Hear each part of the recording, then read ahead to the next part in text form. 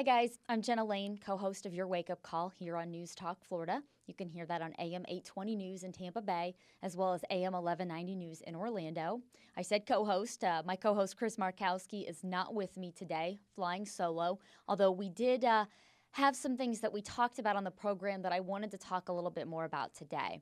And that was, of course, the big news in the state of Florida, gay marriage. It's going to be coming to Florida as early as Tuesday. Now, this has been an ongoing battle, and it's been a focal point of our program, just an ongoing issue that we continue to talk about.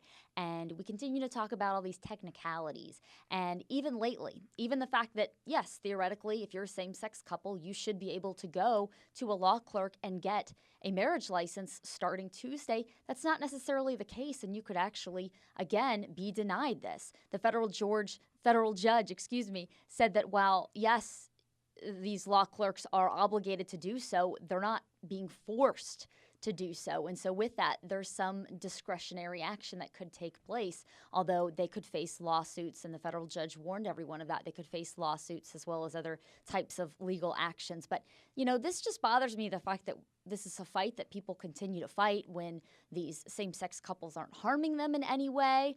It's making life a lot more difficult for same-sex couples, especially those that have children, have adopted children, even those that are from other states that are coming here and are actually getting divorced before they can technically get married.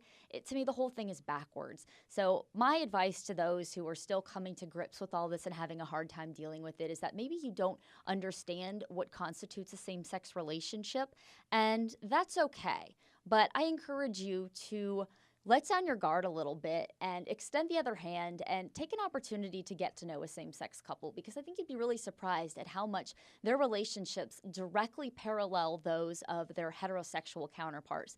I know I met a same-sex couple that totally changed my views and outlook on gay marriage. Before, I wasn't okay with necessarily calling it marriage. I thought maybe civil union would be the right thing. But after getting to know this couple more and more, as well as meeting others, couples that have been together for nearly 30 years, 40 years, I realized that there's really not that much difference between the way we feel about, the people we love, the way, me, I'm heterosexual, but, I look at my relationships and they're, again, not much different than our counterparts. So I encourage people to approach this with an open mind. And again, it's really sad that starting in 2015, we finally are getting to this point. It's a victory, but at the same time, it's also what took so long.